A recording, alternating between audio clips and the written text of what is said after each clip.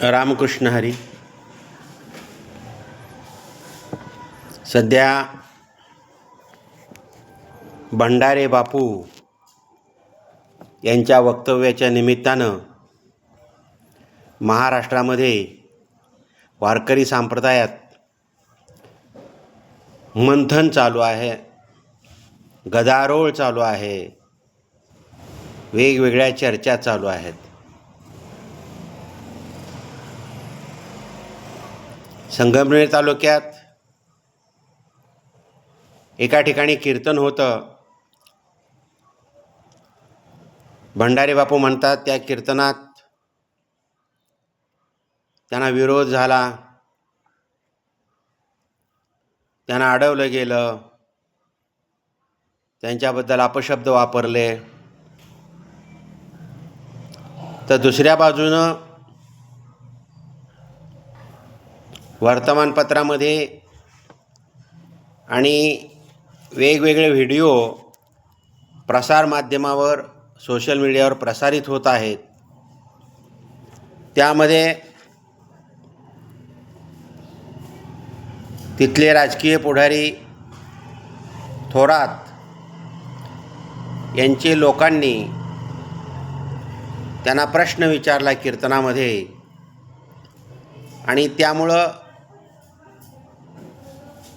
भंडारे बापूंचं पित्त खवळलं आणि त्यांनी आदवा तादवा त्या माणसाला बोलायला सुरुवात केली, असं येत आहे.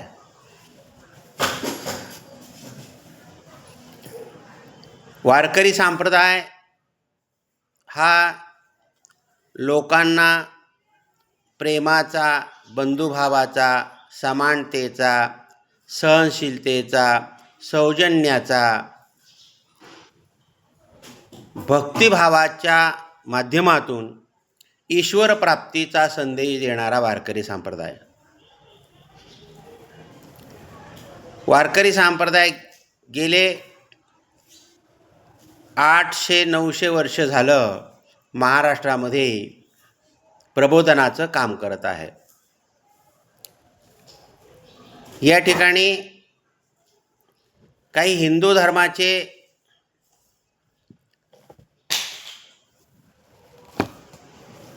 स्वतःला प्रचारक किंवा प्रवक्ते म्हणणारे काही बाबी मांडतायत. वारकरी संप्रदाय मुळातच वैदिक संप्रदाय, वैदिक हिंदू धर्म यामध्ये ज्या अनिष्ट रूढी, चाली, रीती, परंपरा निर्माण झाल्या, कर्मकांडांचा अतिरेक झाला, सामान्य लोकांना जगणं या कर्मकांडामुळं अशक्य झालं.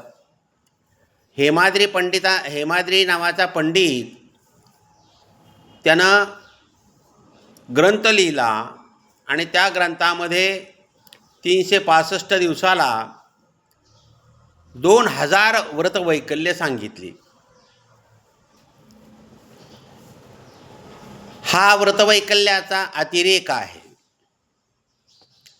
सामान्य जीवाला प्रपंच करत असताना अनंत अडचणी असतात. सुखापेक्षा दुःखाच्या घेऱ्यामध्ये तो अधिक अडकलेला असतो. प्रापंचिक विवंचना असतात आणि यावेळेस सैरभैर झालेलं मन हे कुठंतरी टेकावं, देवाच्या पायावर निष्ठेनं, श्रद्धेनं लीन व्हावं आणि ईश्वराकडून समाधान मिळावं, अशा प्रकारची भावना प्रापंचिकाची असते. आणि मग या प्रापंचिकांना दिलासा मिळावा, सुखाची वाट मिळावी. अवघाची संसार करीन सुखाचा, सुखाचा करीन, अशा प्रकारे संतांनी सुखी संसाराची वाट सामान्य लोकांना दाखवली. आणि म्हणून वारकरी संप्रदाय महाराष्ट्रामध्ये सर्वदूर पसरला. तशी तर महाराष्ट्रामध्ये आळंदी, पैठण आणि वाई ही धर्मपीठं होती. या धर्मपीठामध्ये धर्मावर चर्चा व्हायची, धर्माच्या आक्रमणावर चर्चा व्हायची, धर्मविरोधी वागण्यावर चर्चा व्हायची आणि त्या संदर्भात निकाल दिला जायचा. पण ही चर्चा, हे निकाल धर्माच्या अनुषंगानं होते. धर्माच्या क्षेत्रापर्यंतच होते. धर्माच्या आचरणाच्या बाबीपर्यंतच होते. पण आजकाल कोणीही मी हिंदू धर्माचा प्रवक्ता आहे म्हणून कोणालाही दम देऊ लागलेला आहे.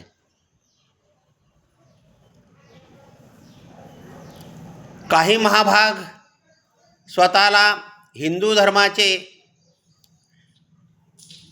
जणू काही ते प्रणेते आहेत, शंकराचार्य आहेत, या पद्धतीनं इनमीन वय किती अजून मिसरूडं पांढरी झालेले नाहीत, अशी माणसं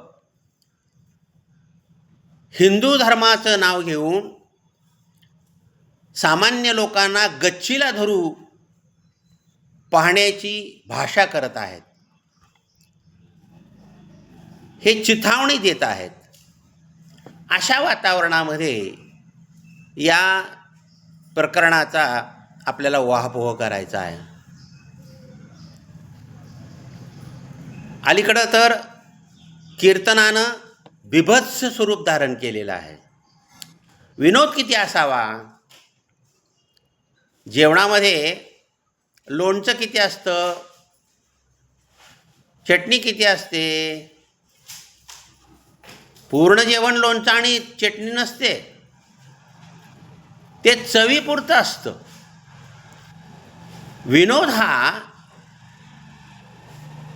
2 तास कीर्तन ऐकत असताना कंटाळा येऊ नये एवढ्यापर्यंतचा विनोद. पण अलीकडे विनोदवीर, विनोद सम्राट, विनोदाचार्य अशी बिरुदावली धारण करून काही लोक कीर्तनामध्ये आवाच्या सवा अमाप अशा प्रकारचं, अर्वाच्य अशा प्रकारचं, अश्लील अशा प्रकारचं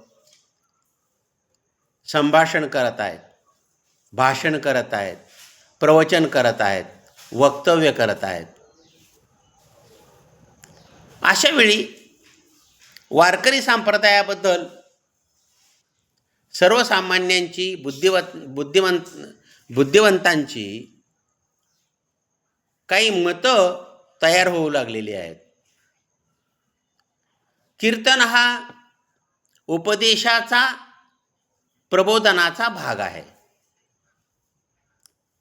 कीर्तन हे वैराग्य अंगी बाणावं अशा प्रकारे आणि वैराग्यांगी बाणून परमेश्वराकडं माणसानं आकर्षित व्हावं,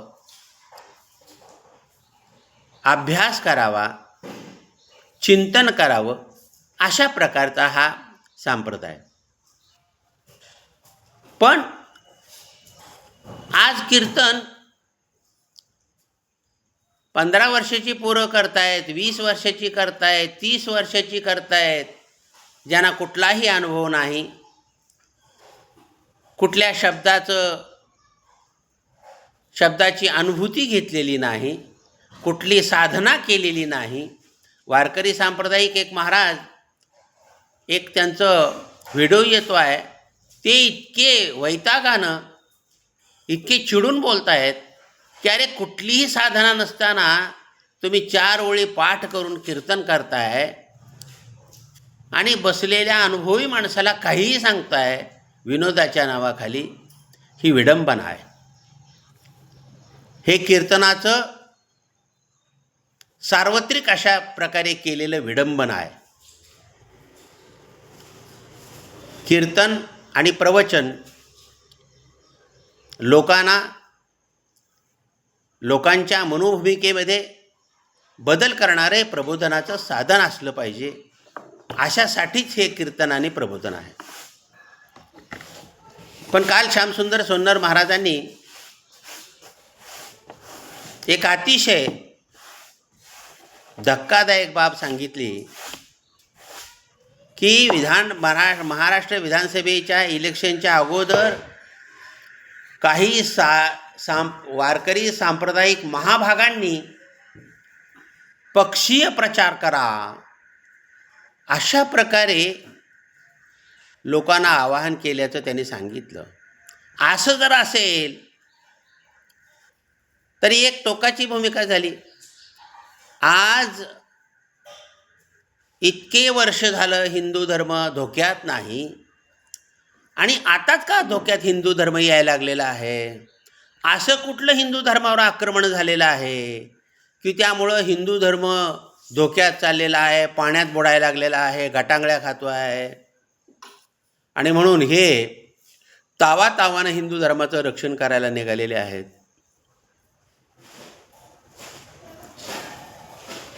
आणि हिंदू धर्माच्या रक्षणासाठी तुम्ही वारकरी संप्रदायाचा उपयोग करून घेताय, हे कितीसं योग्य आहे? वारकरी संप्रदाय आचारशुद्ध संप्रदाय आहे. पंढरीची वारी, विठ्ठलाची पूजा, गळ्यात तुळशीची माळ, अष्टगंध, गोपीचंदनाचा टिळा आणि हरिनाम, विठ्ठलाचं नामस्मरण करणारा हा साधा सोपा सरळ संप्रदाय, हा साध्या भोळ्या लोकांचा संप्रदाय. आणि याच्यावर काही लोक अतिक्रमण करत आहेत, घुसखोरी करत आहेत. खरं म्हणजे वारकरी सांप्रदायिक लोकांना, वारकरी सांप्रदायिक संप्रदायामधील अध्वर्यूंना याचं खेद वाटायला पाहिजे, याची खंत वाटायला पाहिजे की उत्तर भारतातले कथाकार या कथा महाराष्ट्रामध्ये सुरू केलेल्या आहेत जाणीवपूर्वक, आणि वारकरी संप्रदायाला शह दिलेला आहे. वारकरी संप्रदायाला नामोहरम करण्याची ही प्रक्रिया सुरू झालेली आहे. याच्याबद्दल वारकरी संप्रदायातल्या लोकांना काहीच वाटत नाही, त्याच्याबद्दल कुणी काही भाष्य करायला तयार नाही. आज एवढे मठ आहेत, एवढे मोठमोठे दिंडी चालक आहेत, मठ चालक आहेत, मठाधिपती आहेत, त्यांचे एवढे मोठमोठे संप्रदाय आहेत. आळंदी, देहू, पंढरपूर या ठिकाणी शेकडोनी मठ आहेत. वर्षोनवर्ष हे वारकरी संप्रदायाचं काम करतायत. आणि मग वारकरी संप्रदाय एवढा निखळ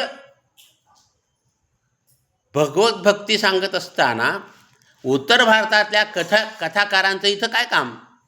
पण याच्याबद्दल कोणालाच काही वाटत नाही.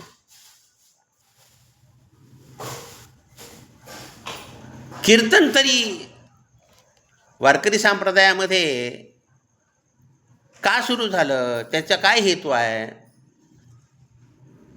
महान भगवत भक्त संत एकनाथांनी कीर्तनाची मर्यादा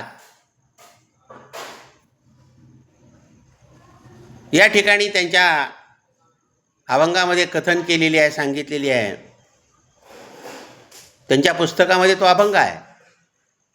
सगुण चरित्रे परमपवित्रे हरीची वर्णावी, सज्जन वृंदे मनोभावे आधी वंदावी, संत संगे अंतरंगे नाम बोलावे, कीर्तनरंगी देवा सन्निध सुखे डोलावे, भक्ती ज्ञान विरहित गोष्टी इतरान कराव्या, प्रेम भरेवा वैराग्याच्या युक्ती विवराव्या, जेणेकरुणी मूर्ती ठसावी अंतरी श्रीहरीची, ऐशी कीर्तन मर्यादा हे संताचे घरची, अद्वय भजने अखंड स्मरणे वाजवी करटाळी, एका जनार्दनी मुक्ती होय तात्काळी. हे कीर्तन आहे. आणि कीर्तनामध्ये पक्षीय प्रचार, कीर्तनामध्ये व्यक्ती स्तोम, कीर्तनामध्ये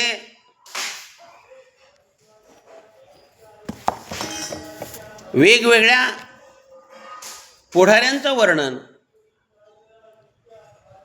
ही कुठली कीर्तनाची आचारसंहिता? आणि असं जर कीर्तन आपण करू लागलो तर या साध्या भोळ्या लोकांचं प्रबोधन होणार कसं? आणि म्हणून अतिशय निषिद्ध अशा प्रकारचे प्रयोग या वारकरी संप्रदायात सुरू झालेले आहेत. तुकाराम महाराज आपल्या गाथेमध्ये अभंगात म्हणतात, वरी बोला रस कथी ज्ञान माझी फोस, ऐसे लटके जे ठक तया येहे ना परलोक. हे ठक लोक आहेत. ईश्वर भक्तीशिवाय जे वर्णन करणारे आहेत ते ठक आहेत, ते बदमाश आहेत, ते लोकांना फसवणारी आहेत. त्यांना इहलोकही भेटणार नाही, परलोकही भेटणार नाही. परीस एक सांगे अंगा धुळी हे न लगे, तुका म्हणे हाडे कुत्र्या लाविले झगडे. आज कीर्तनाच्या माध्यमातून समाजामध्ये जर झगडे लागत असतील तर हे कीर्तनकाराला, प्रवचनकाराला, वारकरी संप्रदायाला आणि मोठमोठ्या मठाधिपतींना शोभणार नाही. आपण कुठं महाराष्ट्राला घेऊन चाललेलो आहोत? भारतामध्ये महाराष्ट्र स्थिर आहे, शांत आहे. भौतिक सुविधा झाल्या असतील नसतील, भौतिक सुविधा नसताना सुद्धा महाराष्ट्र सुखी संपन्न आहे, होता. याचं कारण वारकरी संप्रदाय. या वारकरी संप्रदायाचं अधिष्ठान, या विचाराचं अधिष्ठान महाराष्ट्राला आहे. आणि म्हणून महाराष्ट्र, पण अलीकडं असं वाटायला लागले की हा शांत असलेला महाराष्ट्र काही लोकांना बघवेना. हा महाराष्ट्र अशांत असला पाहिजे, अशा प्रकारचे प्रयत्न सातत्यानं होत आहेत. आणि हे चुकीचं आहे. तुकाराम महाराज म्हणतात एका अभंगामध्ये, आपुले तो काही येथे सांगी जेसे नाही. काही माणसं कीर्तनामध्ये स्वतःचं कवित्व सांगतात. राष्ट्रीय कीर्तनामध्ये कीर्तनाचे अनेक प्रकार आहेत. राष्ट्रीय कीर्तनामध्ये, रामदासी कीर्तनामध्ये